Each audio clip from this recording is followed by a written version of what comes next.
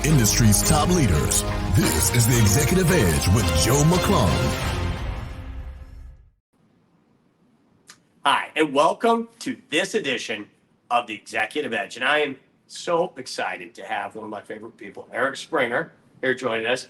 Eric, he's got an incredible background. I mean, he wrestled for the Air Force Academy, then went on, and he's now a retired Air Force colonel, where during his time of service, he was in security and special forces and led teams in 61 different countries all over the world in tough environments. You led and trained nationals from other countries, even, right? And has taken that experience and now works for Admired Leadership, where he takes that leadership and coaches leaders for companies like Morgan Stanley and Tech Systems and even the Royal Canadian Air Force and how they can be better leaders.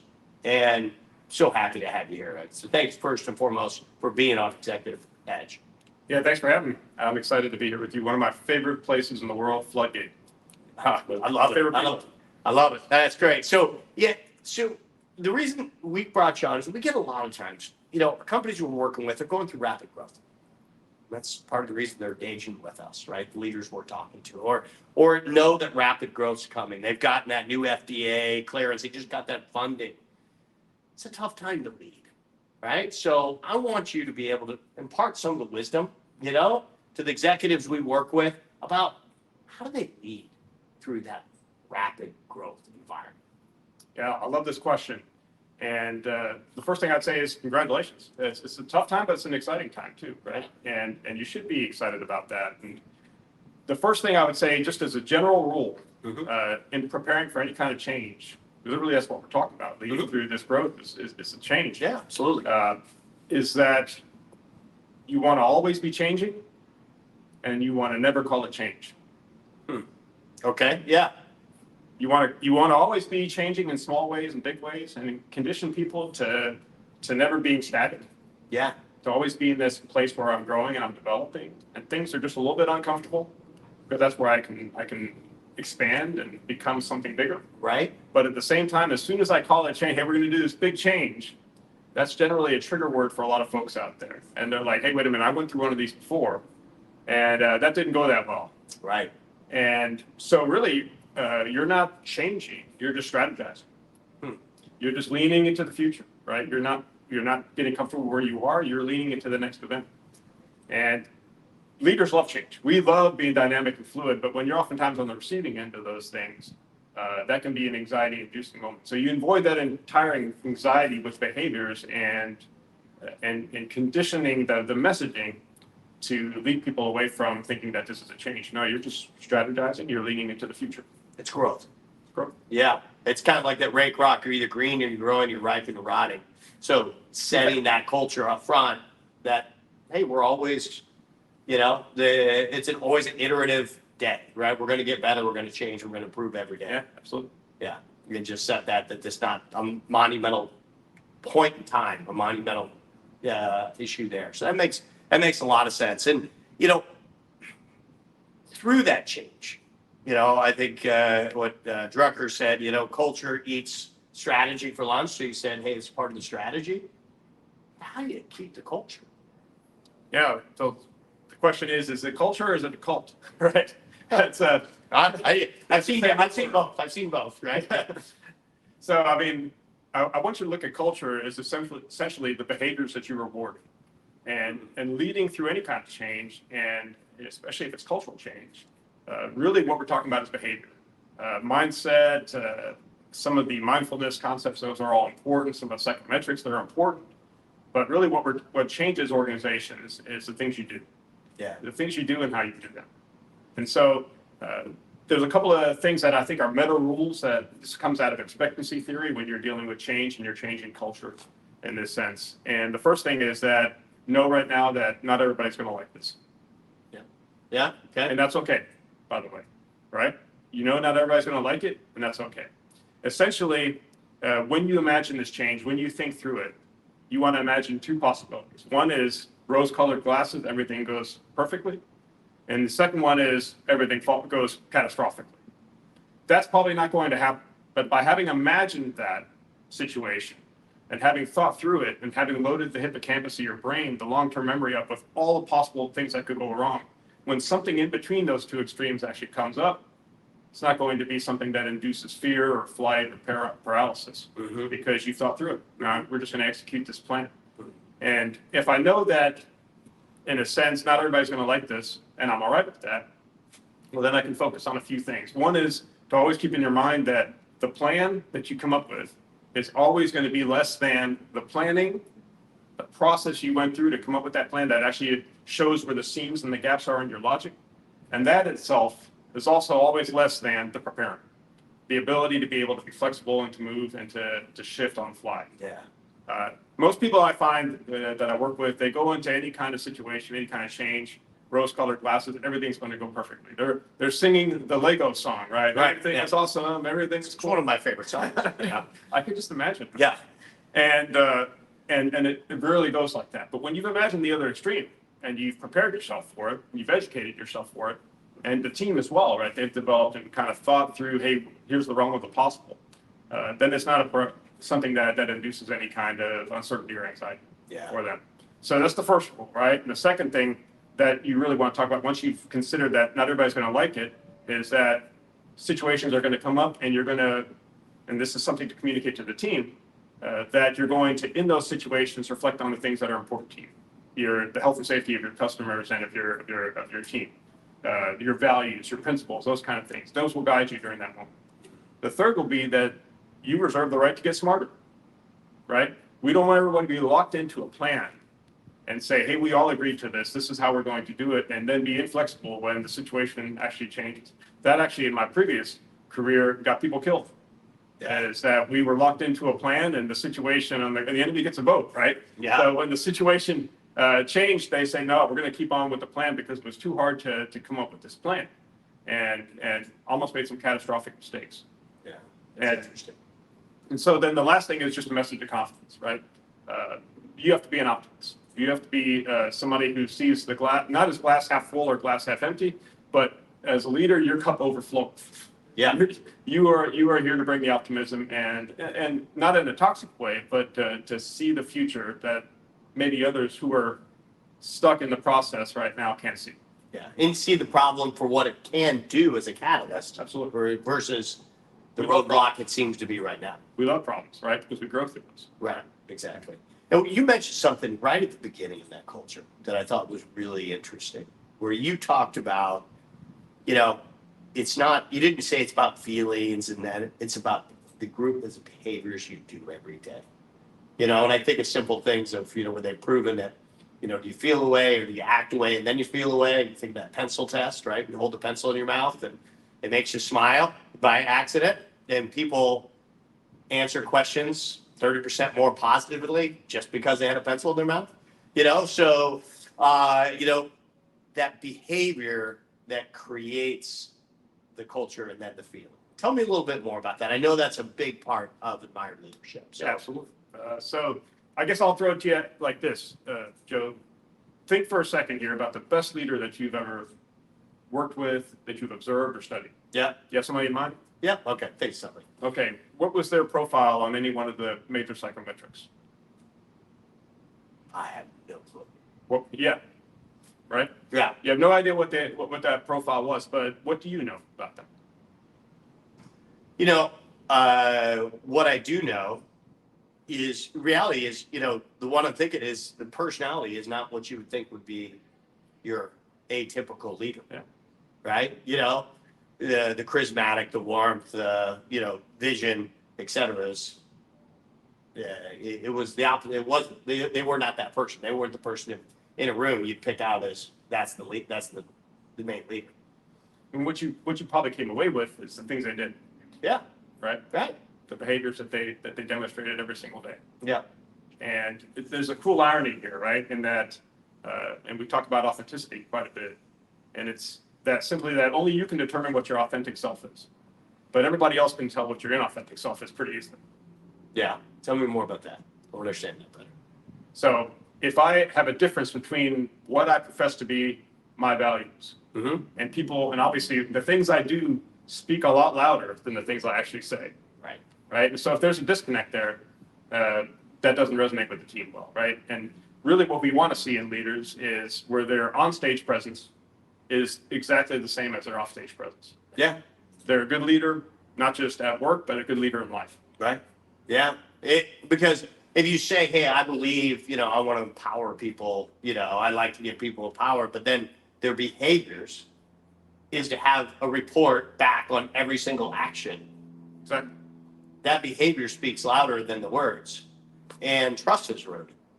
And there's no more valuable commodity in leadership. I would say probably no more valuable commodity in business than trust. Yeah. So that's a great point that, leading with that behavior, versus the idea is actually what should come first.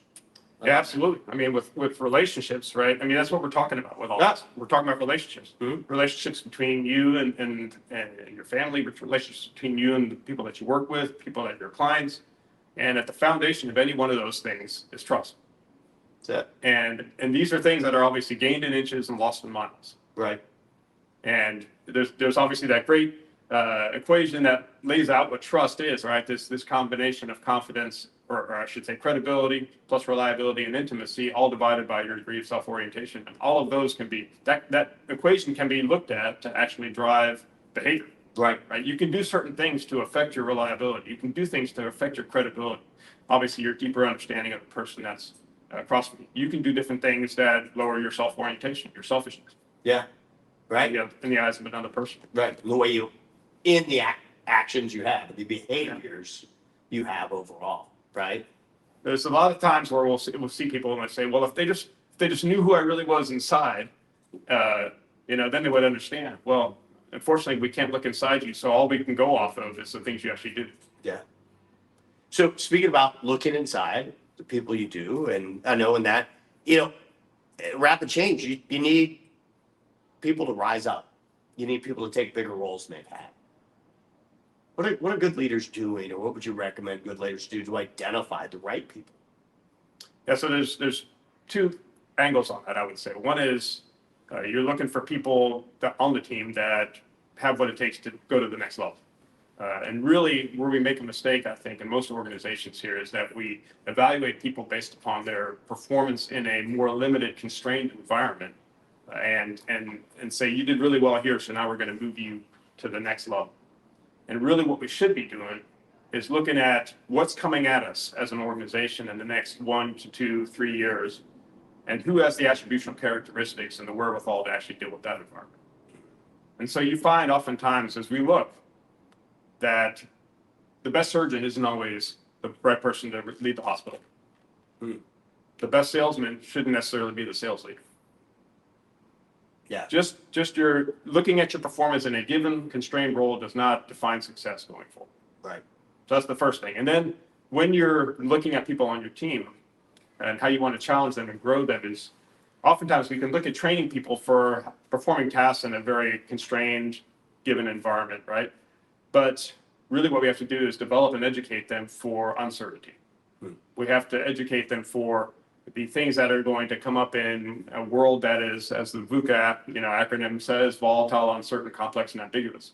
And so you consistently want to challenge them with a little bit of this volatility, a little bit of this uncertainty, a little bit of this complexity, and see who has the capability to do that. And through that process, you're also loading their memory up with this is what I do in this case.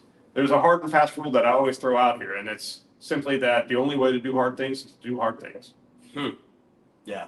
So if you want to be doing bigger things and you want to lead into the future, start doing hard things. No, but I like that because I talk to a lot of people, other leaders about what do people do to be tapped, and they say, hey, do activities, right? Raise your hand.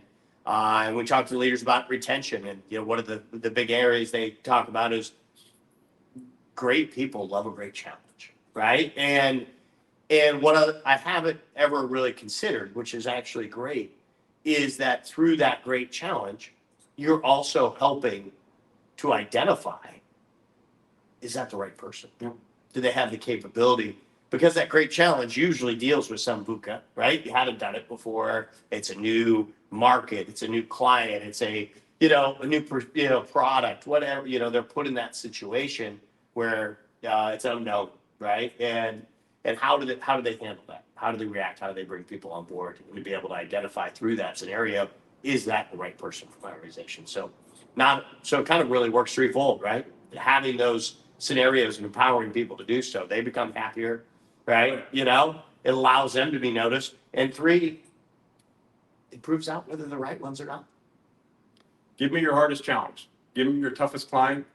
Give me your biggest problem. Yeah. That's what I want. Yeah. Yeah. No, absolutely. Absolutely. Where do you see, people, what are the behaviors? You mentioned so much crucial on, having the right behaviors. And leaders in these fast growth organizations, where do they stumble the most? What behaviors do they, that could hurt them the most? So I think one of the things to think about is when you're these are things to obviously reflect on, right? Is when you do a lot of change in an organization, you always have to give people something that doesn't change. Okay. Right? So if you look at things that are out there that have stood the test of time, I love looking at, for example, as an athlete myself, one of the best teams that ever existed is a New Zealand All Blacks rugby team. Okay. Yeah. And are you gonna do the hookah dance for us here? The hookah dance. It was the dance. Hockey dance. Hockey dance. That's what it is. But this is actually what this is about. Okay. Right? So that is obviously an ancient tradition, but that was brought onto the field by the team captain between 1996 and 2000. And 24 years later, they're still doing this as part of their pregame ritual. Mm-hmm. Mm-hmm. So this is the impact of one person in a position of leadership. Right. And do you think that is ever going to go away? No. For that team? No.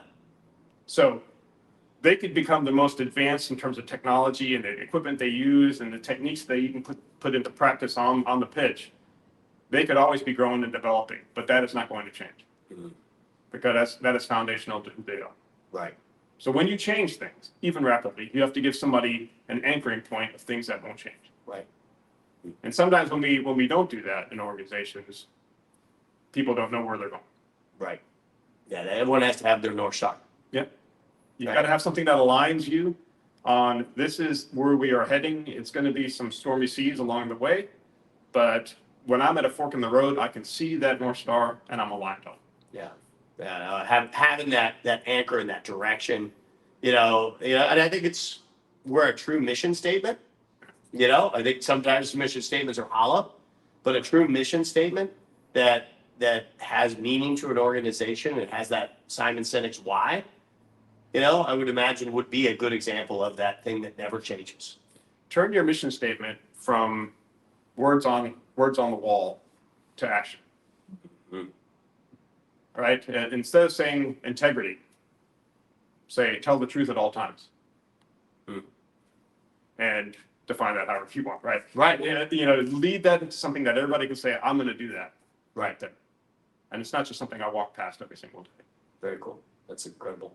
Hey, you grew up in Germany, and one story that you just said, one thing you've just mentioned was the North Star. And you've got an interesting story about your grandfather and the North Star. I believe it's the North Star, right? I'd love you to tell.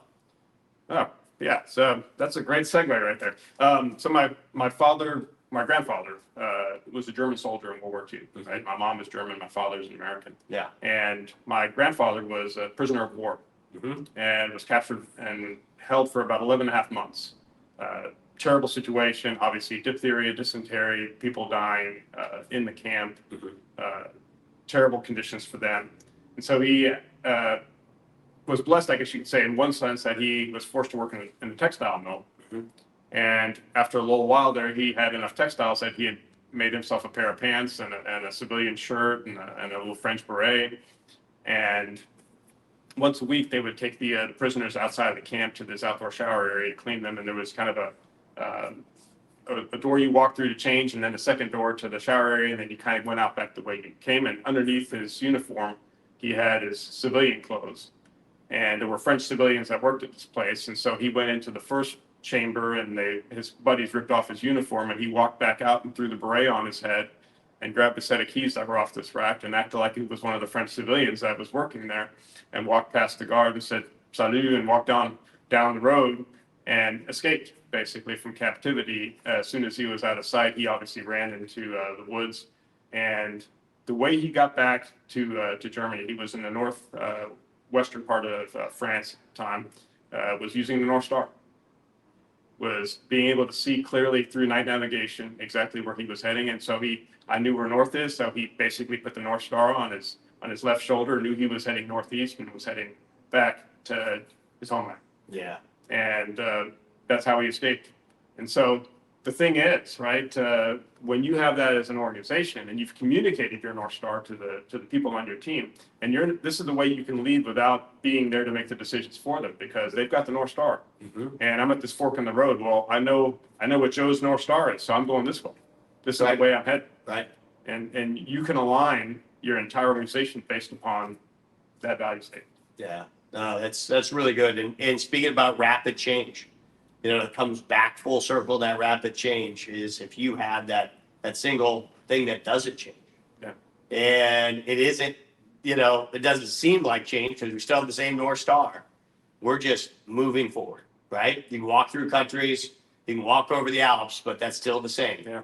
And you eventually get to your destination. So I think this is the most powerful thing. I mean, when it comes down to it, right? What we're talking about here, and I love this. This is another story I guess I'll throw out there.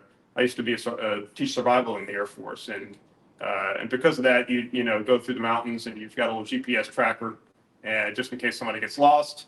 And because of that, though, you get intercepted sometimes out in the woods by a member of the cadre that was assessing you, and they would always ask the same two questions, and it's essentially the same two questions that you're asking for yourself personally and for your company. Where are you? Where are you going? And I was a bit of a smart ass, so I saw a wise guy. So I'd say, hey, that's a great question. Where am I going? Springer, show me on the map right now your 10-digit grid. And how do you find out where you are when you're lost in the woods, right? You take back azimuths off of fixed and known points around you. So I know this mountain peak. I can see that on the map. I can see it in front of me. I'm going to take my compass and I'm going to shoot at it. And 180 degrees from that on the map, I'm going to draw a line. And I'm going to do that off other points as well. And wherever those things intersect, that's where I'm standing right now. right. So in the practical sense, this is the operating environment that we are in right now. This is our workforce. This is everything else. You can get a shared understanding where we are as a team right now. Yeah. Your quarterly business review, Yeah. right? You're getting your azimuth sets. Where are we today, right? Exactly. And so then the more important thing is where are we going? Right? Where is that North Star? Where is that heading? Because if we don't know where we're going, we're never going to get there. It's just the next ridge line and the next ridge line and the next quarter and the next quarter. Right. So where is this actually? What's this all about? Where are we heading? The why, right? Where are we going? Yeah. And if I can see that, and and if I can define reality as a leader for the team in those two components of where we are and where we're going, then here comes the discipline. I have to not drive the path in between those 2 points. I have to have faith and confidence in the team that I've developed that they're going to come up with a unique way across that chasm. Yeah. I may shape that by the questions I ask. Have you thought about this? How are you going to account for this possibility? And the values and principles of the organization. Yeah. But if I drive that path, then it's my path. It's not their path. Right. But if they come up with the exact same path and is their idea, then that's how they own it. Yeah. And that's one of the things I've seen in, younger leaders, right? I had to learn hard, but I still probably follow, is they might not take the path that you would have selected. Right. And it's in that moment to just bite your lip, right?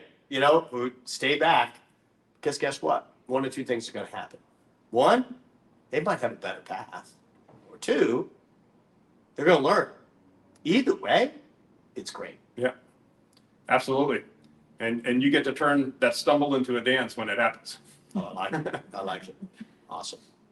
Well, I really appreciate, we've learned an absolute ton here today, about keeping that North Star, how to make change, not be change, but be what it is you do every day, right? To be that you're a company that's green and growing. That's kind of what you expect. How to identify those right people by giving them those challenges they've never known, how to make sure you have the right azimuths and have the vision to where they need to be.